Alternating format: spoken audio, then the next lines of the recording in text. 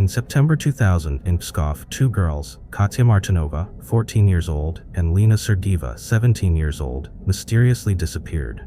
In reality, both had been kidnapped and held captive in a dark basement for 4 years. There, they endured brutal torture, being chained, beaten, and repeatedly assaulted. To extinguish any thought of escape, the kidnapper imposed harsh rules, gradually breaking the girls' will to resist.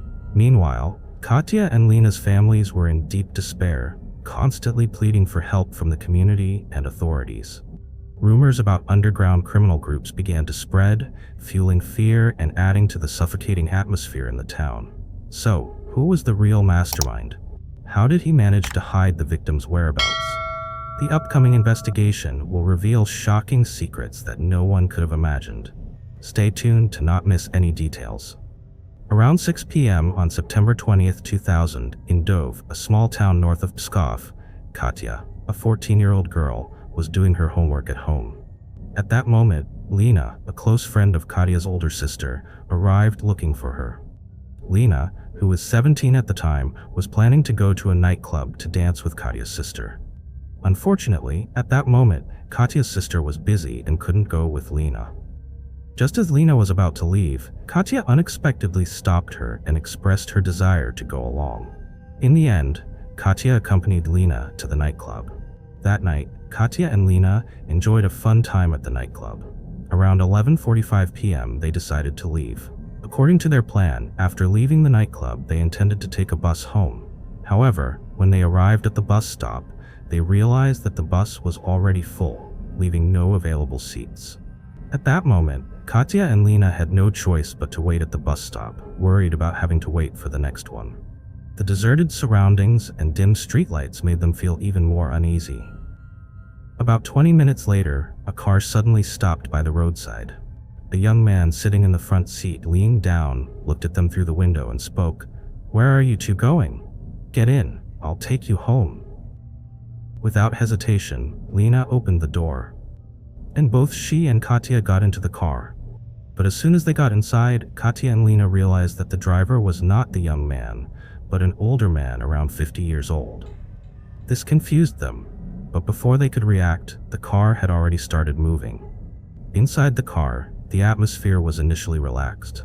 Lena cheerfully chatted and introduced herself, saying that she and Katya were on their way home to Gdov after a night out at the nightclub.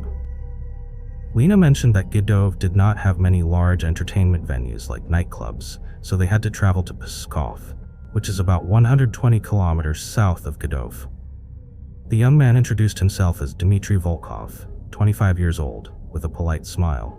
Beside him, Viktor Ivanov, 50 years old, stared at them coldly through the rearview mirror. Katya and Lena did not notice anything unusual in the atmosphere. While they were engaged in conversation, Viktor's eyes gleamed with a sinister glint. As the car slowly passed a small store, the old man let out a quiet chuckle and casually suggested, "We're having such a great time. How about we have a little more to drink?" The two girls, completely unsuspecting, were genuinely enjoying themselves and immediately agreed. The old man stepped out of the car, entered the store, and bought 2 bottles of alcohol. Shortly after, all three began drinking inside the car. However, after just one sip, Katya and Lena suddenly felt something wrong with their bodies. A strange numbness spread from their throats to their muscles, quickly paralyzing them. At that moment, the old man's demeanor changed. The fake cheerfulness disappeared, replaced by a dark and menacing aura. He turned to the two girls, his voice deep and ominous, his eyes darkened. "I'm going to take you to a very special place." In that instant, Katya and Lena realized in shock they had been drugged. Their eyelids grew heavy, their breathing slowed. A vague sense of fear arose, but it was too late to resist.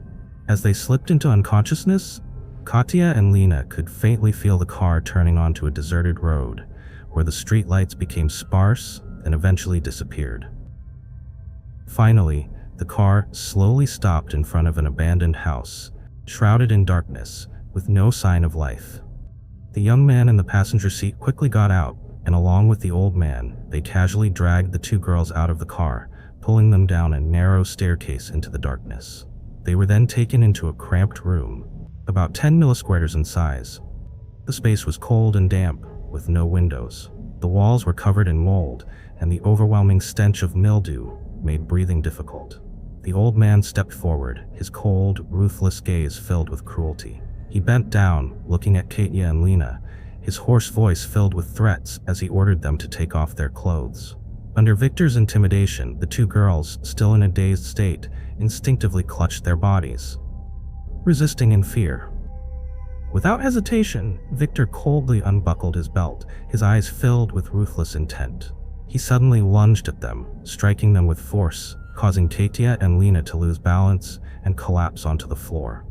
Terrified, Katya and Lena trembled and obeyed him, too scared to resist. Victor then tightly bound Katya's hands and feet before taking a 1-meter-long iron chain and locking it securely around her neck. The other end of the chain was fastened to the bed frame. Next, Victor turned to Lena, grabbed her arm tightly, and forcefully pulled her towards the bed to satisfy his perverse desires. Lena wanted to scream, to fight back, but she couldn't. Shame and pain surged through her, but she no longer had the strength to resist. Katya was horrified by Victor's perverse actions. Her body gradually lost consciousness, and she collapsed on the spot. About 30 minutes later, Katya groggily regained consciousness upon hearing Victor's footsteps fading away, followed by the loud slam of the basement door. The silence was terrifying, making every breath a challenge. Lena held her breath, trying to stay alert. She crept toward Katya, her hands trembling as she hurriedly untied her. At that moment, both still naively believed that the old man would soon tire of his sick game, that once he grew bored, he would let them go. The next day, Victor returned. He entered with cold eyes and a leather whip in his hand. Katya and Lena felt their hearts race as he approached. He said nothing, simply raising the whip and striking their bodies with force. Then he continued his vile acts with Katya. In the following days, one of the girls would take turns enduring repeated torture. At times, he even tormented both of them simultaneously. At first, he beat Katya and Lena to instill fear and force their obedience. Once they were exhausted, he continued to assault them before tying them up like helpless prey. They were given only one small meal a day, just enough to survive, along with a limited amount of water. Even their bathroom usage was strictly controlled. Victor simply threw them a rusty bucket to take care of their needs. Every 3 to 5 days, he would finally empty it, leaving the room filled with an unbearable stench. Only when Katya and Lena smelled so bad that even he couldn't stand it, did he throw them a bucket of clean water so they could bathe themselves. While locked up, Katya imagined her past life, joyful parties, family, friends, clinging to those memories as her last hope. But every time Victor appeared, he crushed even the faintest glimmer of hope with his cold words and cruel actions. Time passed day by day. In the blink of an eye, 10 days had gone by.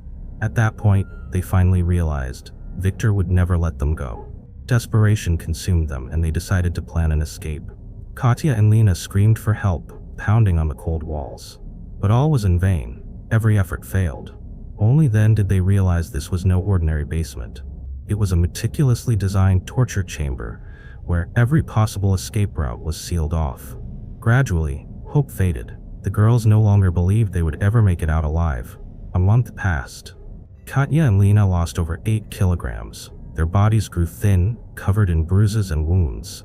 The pain tormented them both physically and mentally, chipping away at what little willpower they had left. Katya and Lena gradually became accustomed to captivity, to hunger, humiliation, and fear. In the end, they accepted the horrifying reality. Their lives now depended entirely on Victor. This change made the old man appear more kind. He stopped beating them, changed their bed sheets, and even gave them a small amount of water, a cheap mercy in the hell he had created. Additionally, he gave Lena an English book and bought Katya a sketchbook and colored pencils.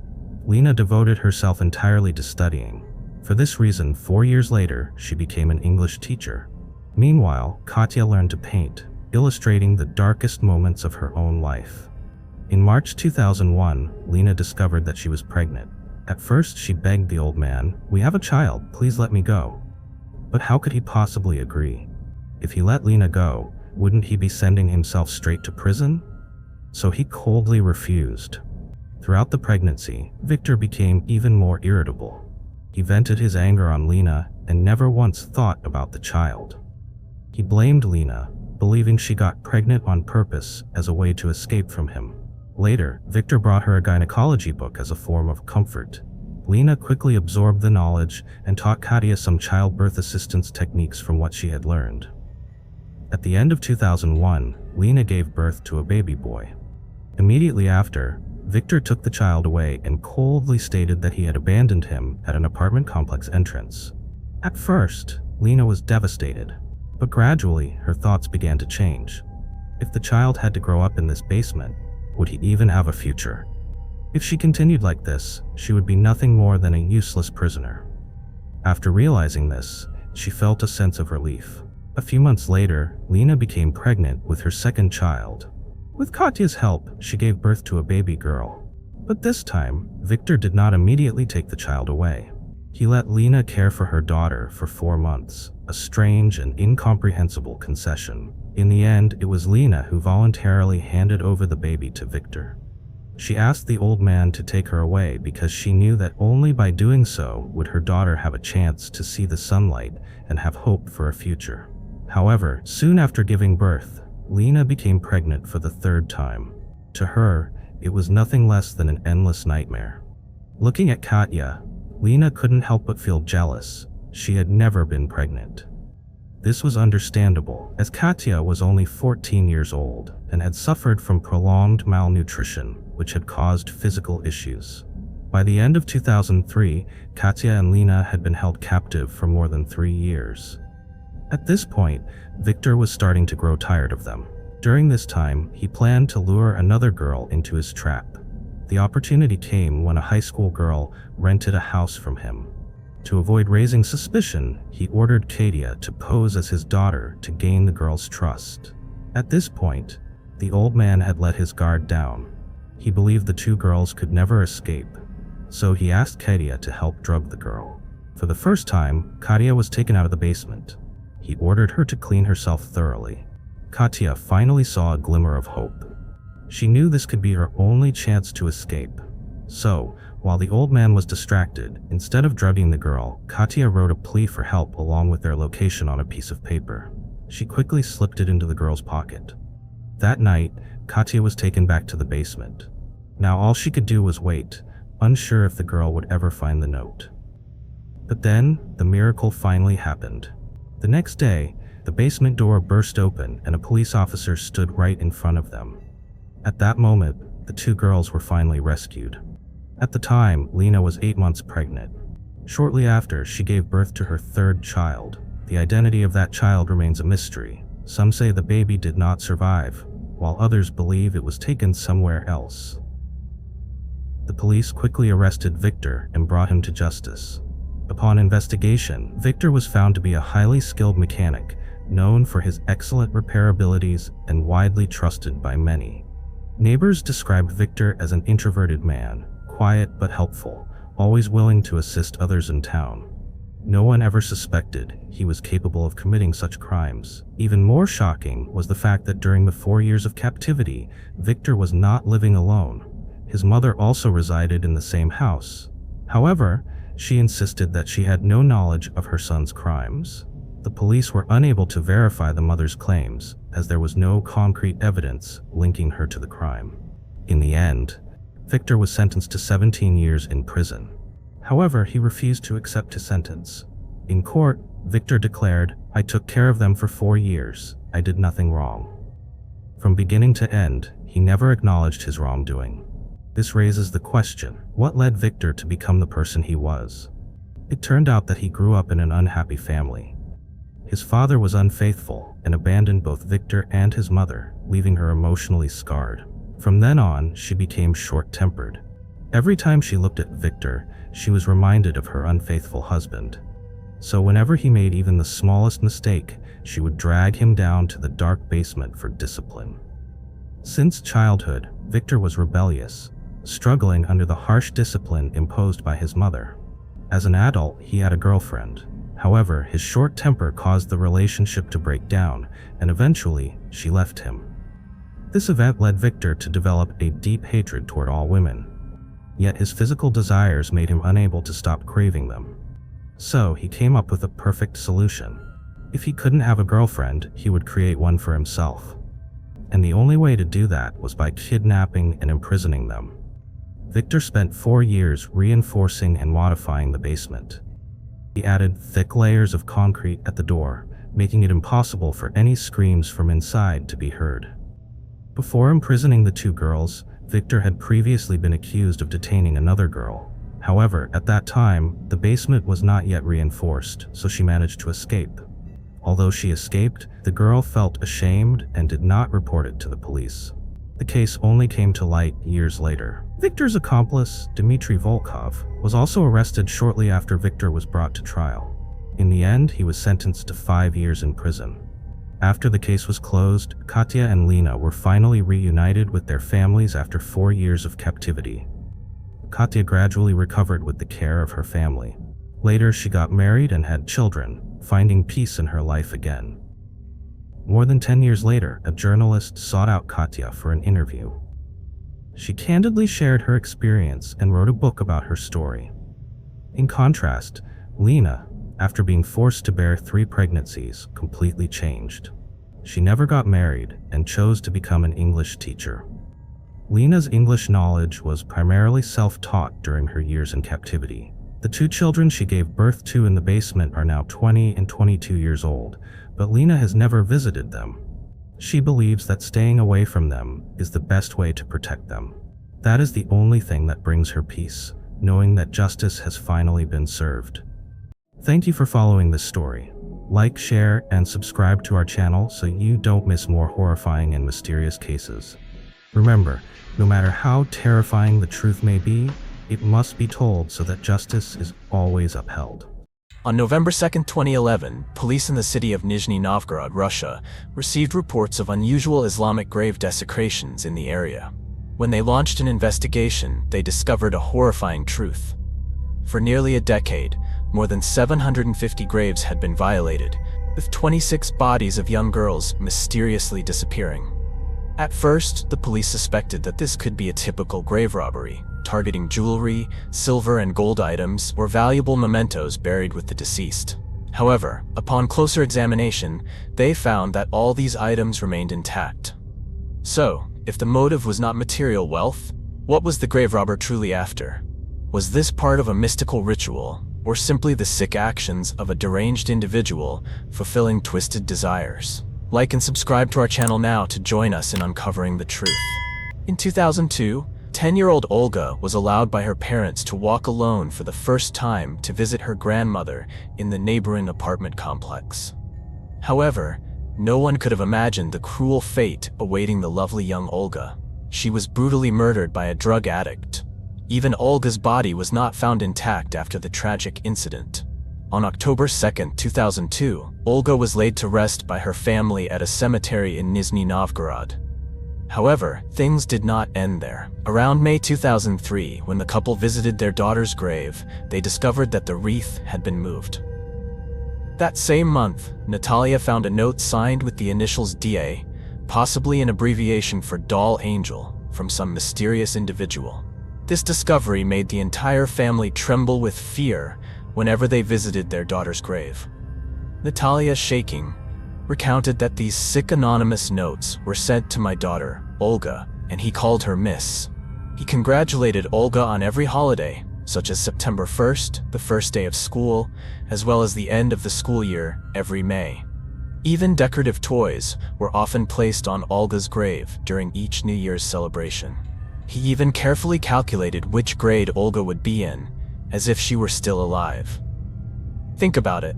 While we were still struggling to cope with the pain of losing our little daughter, these sick jokes felt like daggers piercing our hearts over and over again. But the worst happened in October 2012, when police exhumed Olga's grave, and to everyone's horror, her remains were not there. Natalia's heart was crushed once again. Had her family been visiting an empty grave all this time?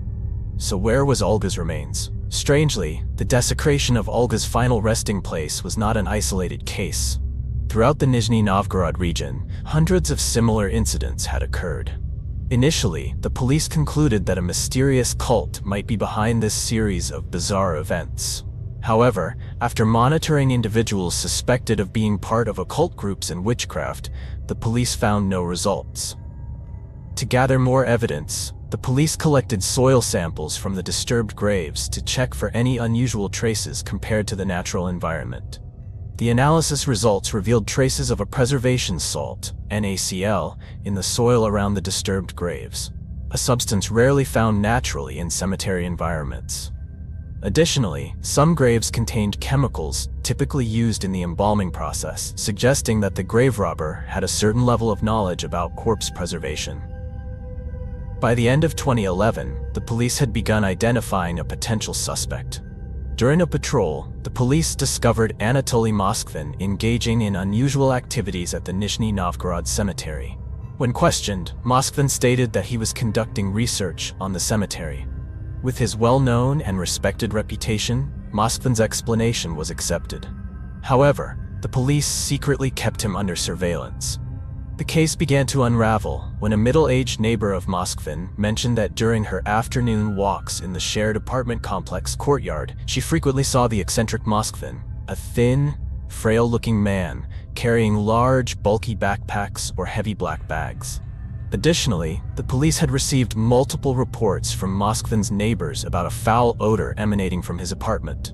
However, whenever complaints were made, Moskvin simply claimed that the smell was due to a long clogged sewage system.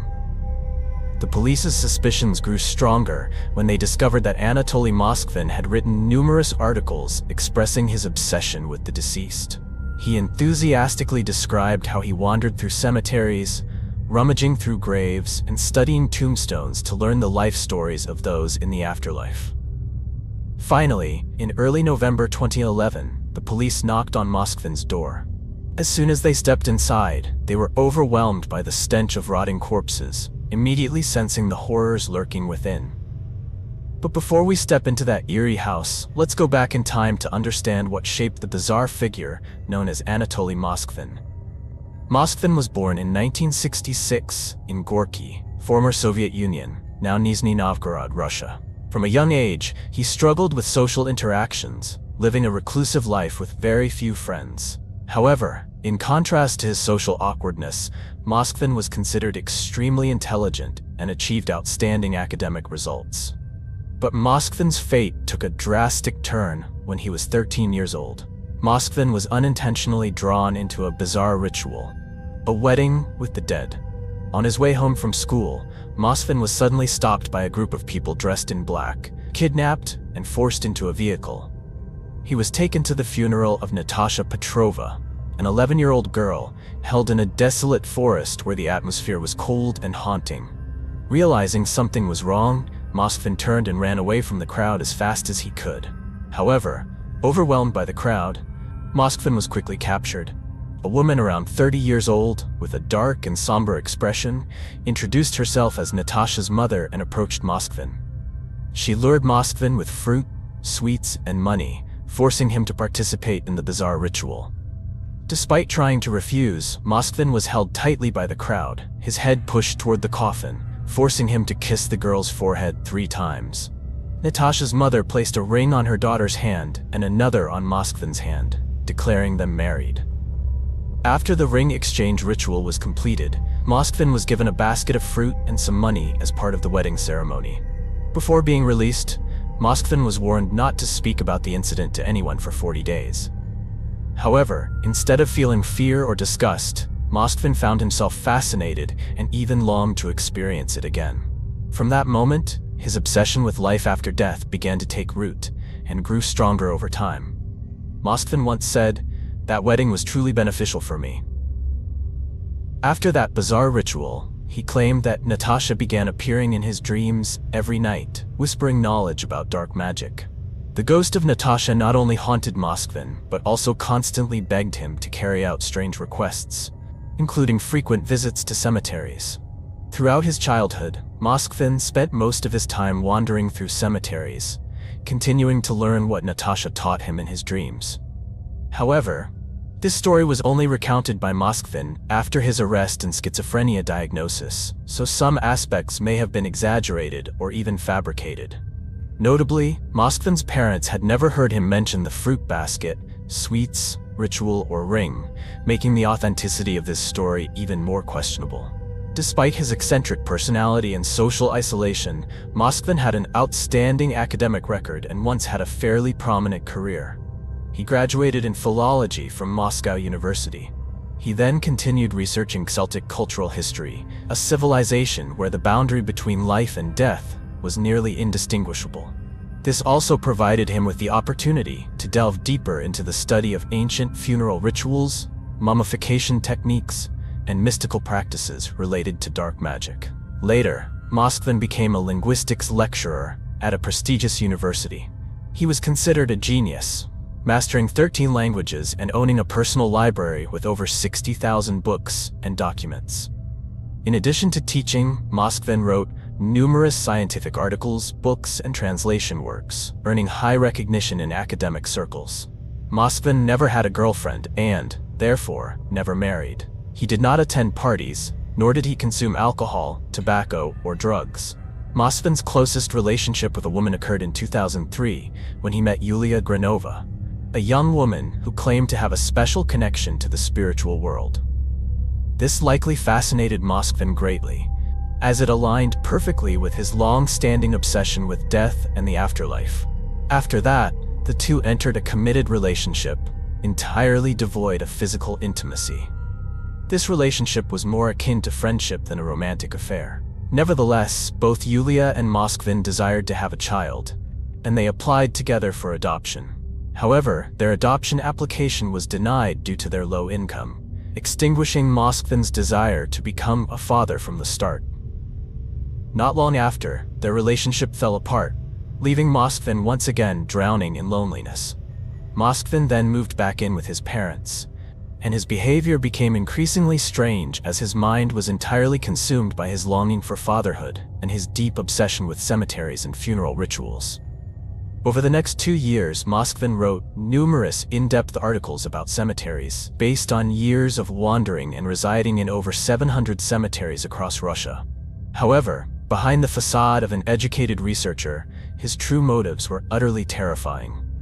After his arrest, Moskvin admitted that as an expert on ancient Celtic culture, he was well aware of the Druids, also known as priests in Celtic society. He knew that Druids would often sleep on graves to communicate with the deceased. According to ancient Celtic beliefs, they believed that the souls of the dead still existed, and that sleeping on graves would help establish a spiritual connection with them. Moreover, Moskvin expanded his research to include the indigenous peoples of Siberia, where he discovered similar customs related to communicating with the dead.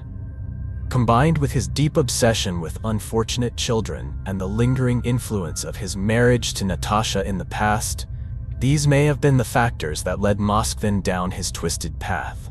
Moskvin believed that he could bring deceased children back to life using dark magic.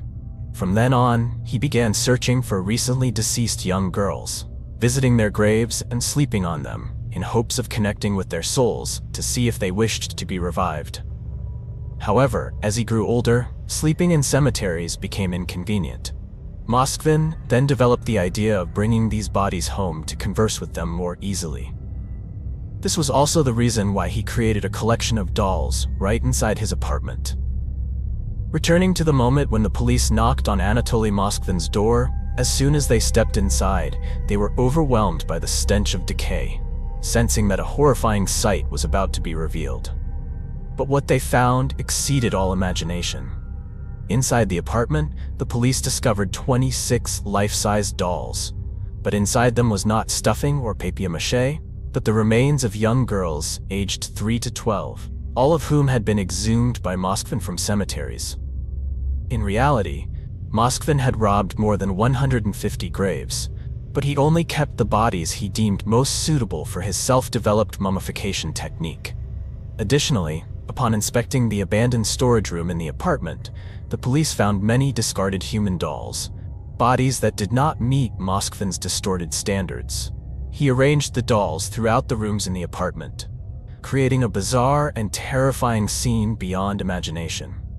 Moskvin not only preserved the bodies in doll form, but also dressed them in clothes, socks, and shoes. He positioned the dolls sitting on chairs or placed them on the floor where he could easily sit down and talk to them. Sometimes Moskvin even staged scenarios, such as having tea with his dolls, or placing toy tea sets and small food items in front of them to create the illusion of a real party. He also remembered the exact birthdays of each child and held birthday parties for them, as if they were his own children. One of the dolls had been with him for over 9 years, indicating that he did not see these mummified remains as dead, but as children still living by his side. Inside the mummified bodies, Moskvin placed music boxes or sound-emitting toys so that whenever he touched them, they would make jingling sounds as if communicating with him. Forensic experts found personal belongings and clothing inside some of the mummies, including a gravestone fragment inscribed with a girl's name stuffed inside one of the bodies. Another mummy still had a hospital tag detailing the date of admission and cause of the girl's death. Moskvin was arrested on November 2, 2011, and sentenced to 5 years in prison. However, after a psychiatric evaluation, it was determined that Moskvin suffered from a form of paranoid schizophrenia. In a hearing on May 25, 2012, the Leninsky District Court of Nizhny Novgorod ruled that Moskvin was unfit to stand trial and exempted him from criminal responsibility. Moskvin was transferred to a psychiatric hospital, with his stay to be reviewed periodically. In an interview after his arrest, Moskvin said he felt deep sympathy for the dead children and believed they could be brought back to life through science or black magic. After exhuming the bodies, Moskvin researched theories and mummification techniques in an effort to preserve the corpses.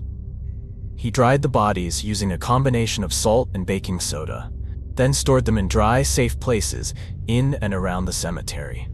Unable to prevent the bodies from withering and shrinking as they dried, he wrapped their limbs in fabric strips and stuffed their body cavities with rags and padding to restore fullness, sometimes adding wax masks decorated with nail polish to their faces before dressing them in children's clothes and colorful wigs. Moskvin knew he was committing a crime, but felt that the dead children were calling for rescue and believed that saving them was more important than following the law. Moskvin often regretted never having children, and at one point attempted to adopt a young girl against her parents' wishes, but his application was denied due to low income. The case concluded in horror at Moskvin's depraved actions. Ultimately, the ones who suffered the most were not only the parents of the violated girls, but also Moskvin's own parents. After the truth was revealed, their lives turned into a nightmare. They were shunned by the entire city, with some enraged people breaking their windows and even scrawling insults on the walls of their apartment building. Despite enduring societal rejection and immense pressure, the elderly couple continued to visit and care for Moskvin, even though they were already in their 80s. The victims' families continued to demand that authorities keep Moskvin in a psychiatric hospital permanently to ensure public safety. This video has come to an end. If you found this story intriguing, don't forget to like, subscribe, and share so we can bring you more strange and emotional stories. Thank you for watching, and see you in the next video. On December 22, 1978, in a desolate forest in Rostov, USSR, a horrifying scene shook the entire country. Amidst the cold snow, the body of a 9-year-old girl lay curled up, partially buried. Her body was covered in wounds, but the most terrifying thing, her eyes were missing. Not far away, a middle-aged man walked slowly among the crowd. He was a teacher, a father, a model citizen, but also the most brutal serial killer in Soviet history.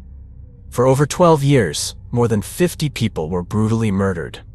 Their bodies were mutilated with dozens of stab wounds, dismembered, had their eyes removed, were assaulted, and then discarded in deep forests, train stations, and desolate fields.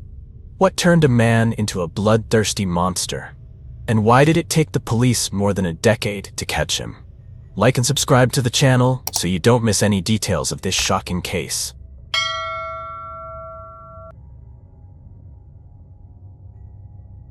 On Sunday, December 24, 1978, at around 1 p.m. in the city of Shakhty, Rostov province, a man was walking along the Grusievka River. Suddenly, he saw an object floating in the water. Thinking someone had drowned, he hurried closer for a better look. But as he got closer, he was horrified to discover that it was a body drifting in the current. Terrified, he immediately ran to the nearest police station to report it. Upon receiving the report, the police quickly arrived at the scene and retrieved the body. The victim was a young girl who had died, with a scarf tied around her head and multiple wounds covering her body. The police immediately sealed off the area and launched an investigation. Shortly afterward, about 150 meters upstream from the scene, they found a school bag. Inside were books and a notebook with the name Elena Zakatnova. Elena's parents later arrived and identified the victim as their 9-year-old daughter, Elena Zakatnova. Her parents stated that she had been missing for 2 days. That morning, she went to school as usual but never returned home. The scarf found on her body belonged to Elena. The autopsy confirmed that Elena had died on December 22nd, exactly 2 days before her body was found. Around 6 p.m. that day, the autopsy results were released. The cause of death was mechanical asphyxiation. Additionally, the victim's right eye socket had multiple cuts and there were 3 similar wounds on her abdomen. Most disturbingly, the victim's private area showed severe trauma, indicating she had been assaulted before her death. The police focused their investigation on those living near the riverbank and identified 2 suspects. The first suspect was Andrei Chikatilo, 42 years old. Several witnesses stated that 2 evenings before, they had seen Elena talking to a tall man at a nearby bus stop. Another neighbor testified that around 7 p.m. on the same day, he saw the lights in Chikatilo's wooden cabin turned on, even though Chikatilo rarely visited that place. The police immediately summoned Chikatilo for questioning, but he adamantly denied any involvement in the crime. He claimed that he rarely visited the wooden cabin, and that on the day of the incident, he had only stopped by to clean up his belongings before leaving. Due to insufficient evidence, the police were forced to release him. The second suspect was Alexander Kravchenko, 25 years old. 8 years earlier, while intoxicated, he had attacked and murdered a 10-year-old girl, then removed her eyes and buried the body in his backyard. The crime was quickly uncovered, but because Kravchenko was a minor at the time, he was sentenced to only 15 years in prison. After serving 6 years, he was granted early release for good behavior and joined a construction team in Shakhty. Kravchenko's house was located right next to the crime scene, and given his serious criminal record, he immediately became a prime suspect. However, Kravchenko insisted that on December 22nd, after finishing work, he had gone to a friend's house to repay a debt and had stayed there the entire evening. The friend confirmed his alibi, stating that Kravchenko arrived around 6 p.m. to repay money for a radio he had previously bought. Kravchenko's wife also verified that he had returned home at 6:15 p.m. that evening and had not left afterward. Furthermore, the police found no evidence linking him to the crime. Ultimately, the police decided to release Kravchenko.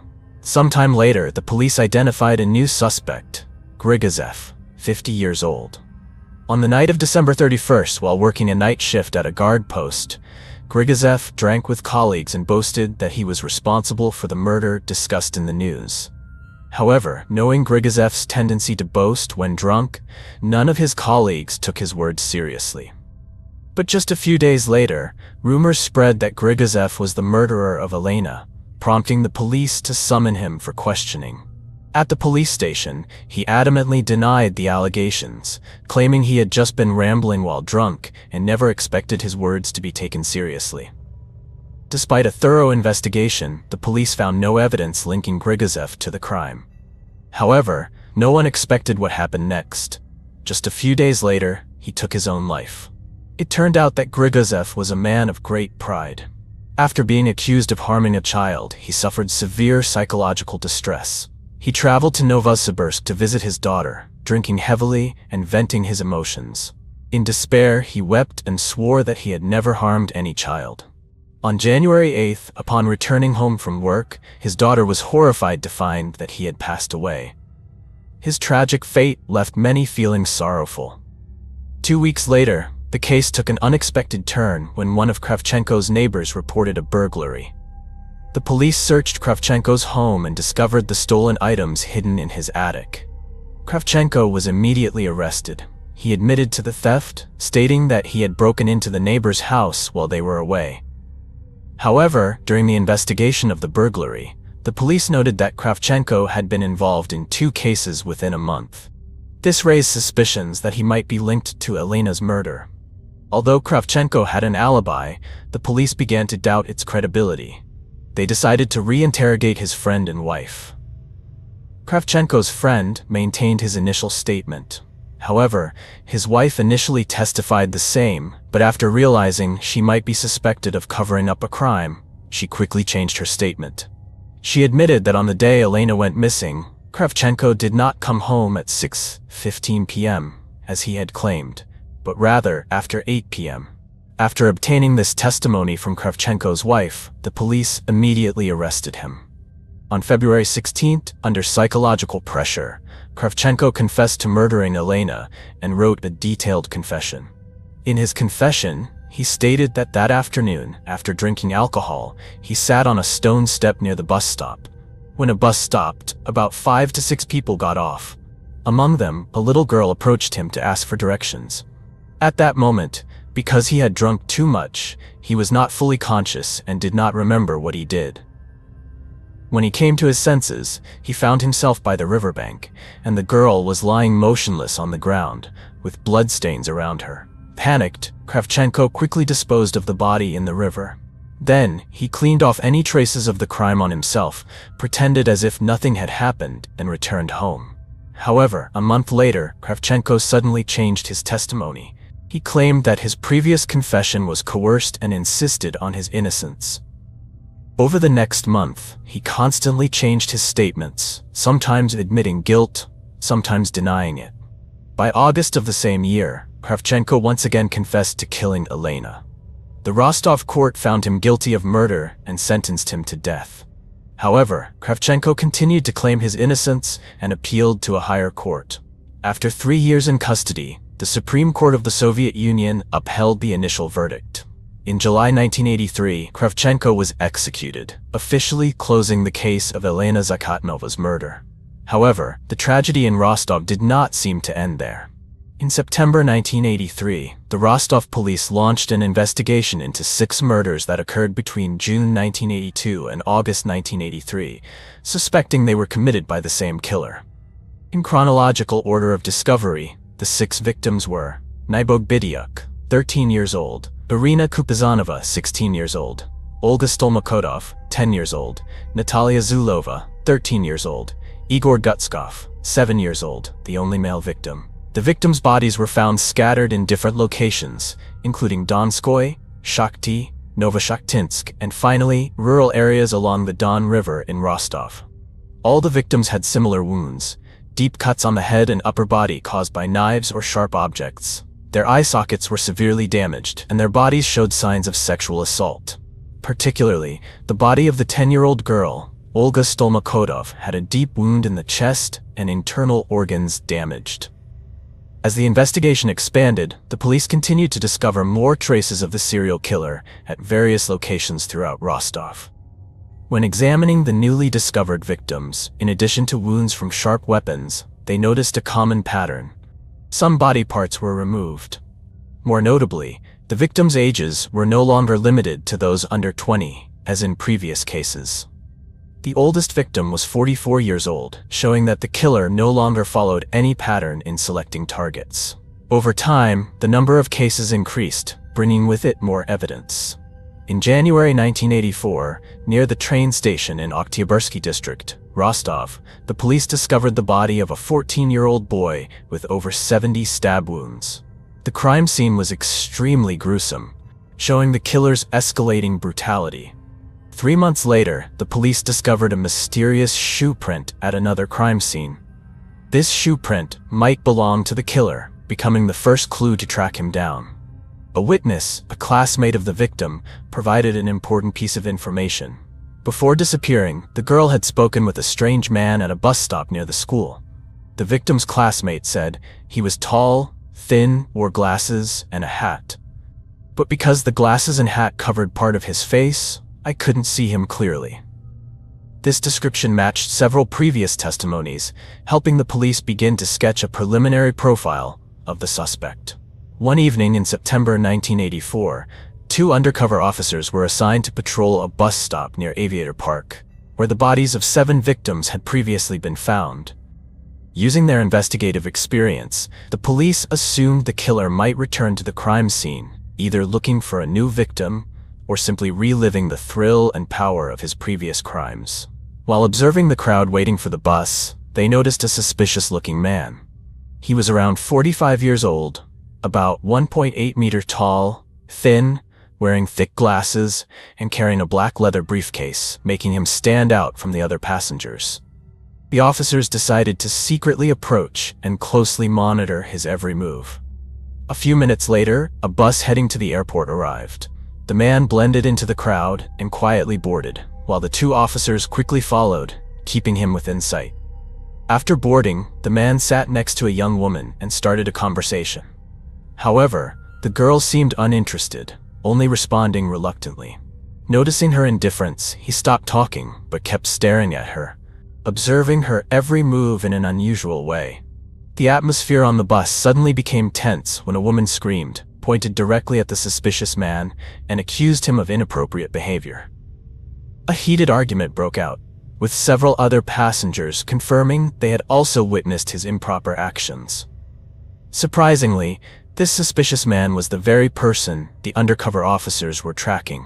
Realizing the situation was turning against him, he quickly got off at the next stop, but the police stayed close, determined not to let him escape. After a night of surveillance, the police gathered enough information about his routine and prepared to make an arrest. The next morning, 2 officers immediately approached and restrained the man on the spot. After securing the suspect, they checked the black briefcase he was always carrying. Inside, they found an ID card with the name Andrei Chikatilo, 51 years old. Also in the briefcase were a dirty face towel, a bar of soap, a 20-centimeter knife, 2 rolls of rope, and a jar of Vaseline. Clearly, these were not items that an ordinary person would carry around. When questioned about these items, Chikatilo remained calm and explained. He claimed to be a clerk at a building materials factory. He used the rope to tie packages, the knife to cut them, and carried Vaseline for shaving since he often traveled for work. Although Chikatilo's explanation for the items in his briefcase seemed reasonable, his behavior remained highly suspicious to the police. They decided to detain him for further investigation and placed 2 undercover agents in his cell, posing as inmates to extract information naturally. Inside the cell, the 3 men conversed casually and quickly became acquainted.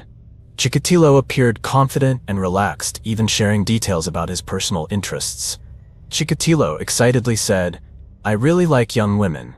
Every month, I visit Donetsk or the areas along the Don River 2 to 3 times to find companions."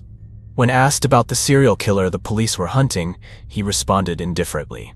"Let the police investigate, I don't care." Sheet 1. Surprisingly, when he learned that one of his cellmates was a doctor, Chikatilo became extremely interested in medical knowledge, especially the structure of the human body and how the nervous system works. At the same time, investigators decided to take a blood sample from Chikatilo to compare with biological samples collected at the crime scene. However, at that time, forensic technology could not accurately analyze DNA, only compare blood antigens. The results showed that Chikatilo had blood type A, while the antigen in the semen collected at the scene was blood type AB. This mistake caused the police to miss the opportunity to arrest Chikatilo, forcing them to release him. In August 1985, the police discovered the body of an 18-year-old girl in the forest near Domodedovo Airport, Moscow. The victim's limbs were restrained by ropes, and her neck and chest had 38 wounds caused by a sharp object. The cause of death was determined to be mechanical asphyxiation. The murders continued to increase, prompting the Soviet government to launch the largest crackdown ever, named Operation Lesopolosa. Helicopters were deployed to patrol forested areas and train stations. Undercover police disguised themselves as workers, farmers, and homeless people to blend into crowds and monitor suspicious individuals. Despite these efforts, after a year, the operation yielded no significant results. Although the number of murders decreased, the perpetrator was still not caught. In November 1990, police received a report about a woman's body found in a forest near the village of Kryno-Solinsky. The victim was Svetlana Korostik, 22 years old. An autopsy revealed she had died from acute blood loss with multiple wounds on her body. Her tongue and several other body parts were missing, matching patterns seen in previous cases. A witness stated that they saw Svetlana talking to a tall, thin man at a bus stop before she disappeared. A patrolling officer reported that about a week earlier, he had stopped a strangely dressed man for a routine check. The man was well-dressed, carrying a black bag. Since locals often went to the nearby forest to pick mushrooms, the officer initially assumed he was there for the same reason. However, the man's formal attire did not match typical mushroom pickers, raising the officer's suspicion. He decided to stop the man for questioning. The man explained that he was in the area for business. After finishing his work, he spontaneously decided to go mushroom picking but had not changed clothes yet. At that time, it was already dark. The officer only briefly checked his ID, which bore the name Chikatilo. He assumed the black bag was for mushrooms and let him go. Only now did the police realize that Chikatilo was the same man they had arrested 6 years earlier. Though he had been cleared, his presence near the crime scene 6 years later was too suspicious to ignore. The police decided to reopen a secret investigation into Chikatilo. On November 17, 1990, the police began secretly following Chikatilo. After work, he frequently approached and chatted with people who were alone, both men and women. He often invited them to meet elsewhere. Once, after being rejected, he appeared extremely disappointed, so distracted that he nearly got hit by a car while crossing the street. On the fourth day of surveillance after work, Chikatilo visited a private clinic to get an X-ray of his finger. He then left with a bandaged finger. Around 5 p.m. on his way home, he approached and tried to talk to a young boy. Immediately, 3 undercover officers rushed in, restrained him, and arrested him. During the investigation, police searched Chikatilo's residence and found 2 to 3 knives and a hammer. Most notably, they discovered a pair of shoes with sole patterns that perfectly matched footprints collected from a crime scene 6 years earlier. Additionally, his bag contained rope, a knife, and Vaseline, items identical to those seized during his previous arrest. However, the wounds on the victims' bodies in previous cases did not entirely match the tools found at Chikatilo's home. But with overwhelming evidence, the police were finally able to confirm the brutal murderer was Andrei Chikatilo. After being arrested, Chikatilo remained silent for 7 days. However, when he saw the psychological criminal profile compiled by the police, he suddenly confessed to all his crimes. Even more terrifying, the number of murders he committed was far greater than what the police had previously investigated.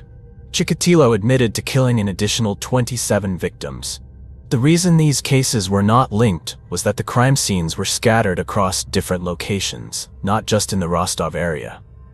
Some victims' bodies have never been found, or someone else had been wrongly convicted. Notably, according to Chikatilo's testimony, his first murder was that of little Elena Zakatnova, 12 years earlier. On the evening of December 22, 1978, on a bus, Chikatilo saw Elena Zakatnova, 9 years old. When he heard her say she was on her way to a friend's house, he realized she was alone and immediately lured her. He told her that he had imported chewing gum at home, a luxury item at that time. Elena, innocent and trusting, agreed to follow him. But as soon as she stepped into the wooden house, Chikatilo immediately turned on her and attacked. As Elena fiercely resisted, he lost control and stabbed her 3 times. As he struck, he experienced an unprecedented sense of excitement. Then he strangled Elena with his hands until she stopped moving. Fearing that the victim's eyes might haunt him, Chikatilo mutilated her eyes. He believed in a myth that the pupils of the dead recorded the image of the murderer. Because of this, in his early crimes, he always destroyed the victim's eyes. However, later, when he realized this was baseless, he abandoned the practice. After killing Elena, Chikatilo threw her body and belongings into the river. 2 days later, Elena's body was discovered. Although the police suspected Chikatilo, for some reason, Kravchenko became the main suspect instead. Chikatilo himself was also surprised when Kravchenko was sentenced to death in his place. From then on, all his future crimes stemmed from his desire to relive the ultimate thrill he had experienced during his first murder. Many people are curious to know what turned him into such a cold-blooded and perverse murderer. To answer this question, let's rewind time to when Chikatilo was born. Andrei Romanovich Chikatilo was born on October 16, 1936, in the village of Yablushne, Ukraine, which was then part of the Soviet Union. He was born in one of the darkest periods of the country. Famine, war, and violence engulfed his life before he even understood the world. His parents, Roman Chikatilo and Anna Chikatilo, were poor farmers struggling to survive on barren land. Roman was a kind but weak man, while Anna was strict and harsh, her emotions drained by the harshness of life. Their family didn't even have their own home, but had to share a cramped, dilapidated hut with multiple other families, with no electricity or clean water. The most haunting story from Chikatilo's childhood was about his older brother, Stepan, who was allegedly murdered by neighbors during the Holodomor famine. His mother often told him, "If you misbehave, they will take you away and turn you into food, just like Stepan." Chikatilo was unsure whether Stepan truly existed, but the image of his brother being murdered to satisfy starving stomachs instilled in him an extreme fear and obsession with human brutality. In 1941, World War II broke out. His father, Roman, was captured as a prisoner of war by the Germans. In Soviet society, prisoners of war were seen as cowards, and his family was considered a disgrace. Meanwhile, his mother was assaulted by German soldiers right in front of their neighbors, a shame she never spoke of. Some researchers believe that Chikatilo might have been the result of this assault, which could explain why his mother always treated him coldly and harshly. From a young age, he suffered from constant hunger. Meager, monotonous meals, freezing winters without enough warm clothing. His body was frail, severely malnourished, and so weak that he frequently fainted from exhaustion. This made Chikatilo an ideal target for the village children, who bullied and tormented him without mercy. Unable to fight back, Andrei could only endure it, retreating into the darkness of loneliness. The harsh circumstances wore Andrei down day by day, planting a seed of resentment in his heart. That resentment smoldered, waiting for the right moment to erupt violently. At 19, Chikatilo left his hometown to study telecommunications engineering at a vocational school. During this time, he began dating a girl, marking his first romantic relationship, which lasted about a year and a half. But, as would happen later in his life, the relationship ended due to personal issues he couldn't resolve.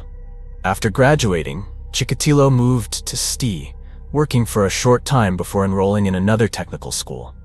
But his psychological struggles still haunted him. After a while, he decided to join the military and served for 3 years.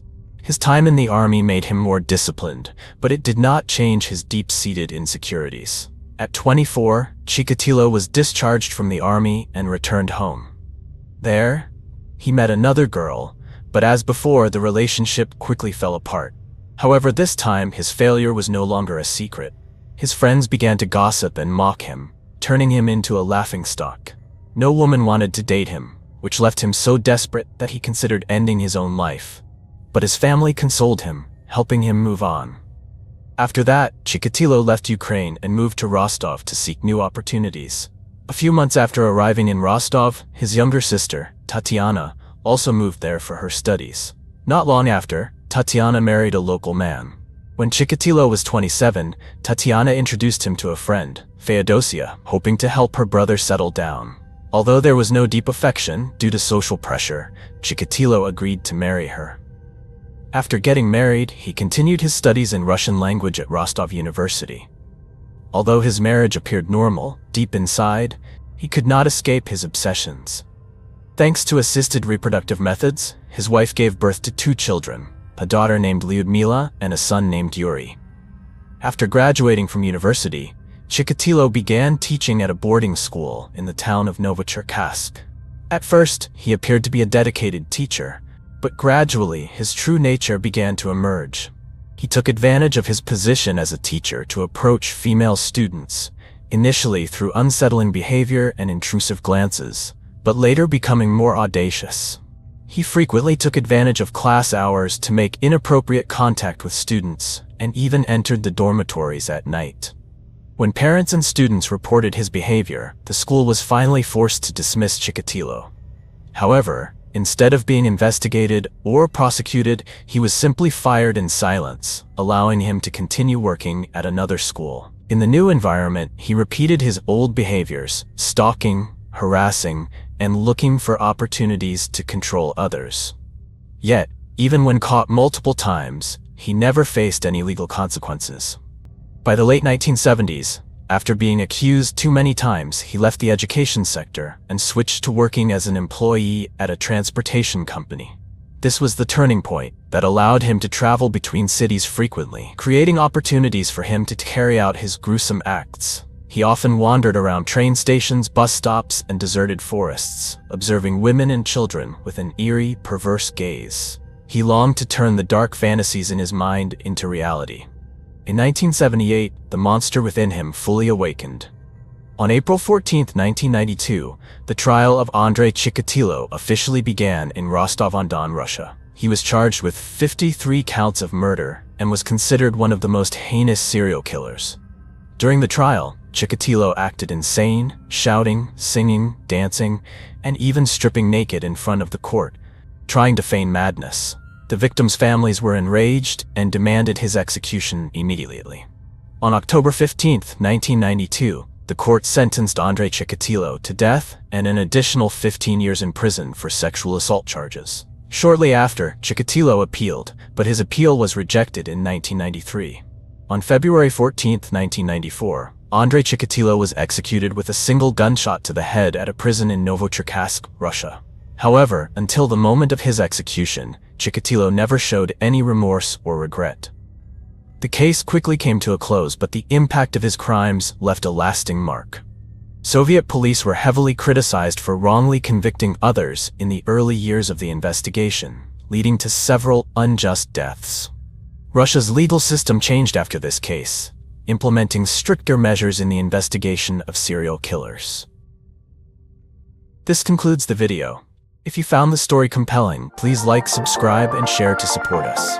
Thank you, and see you in the next video. See you in the next video. See you.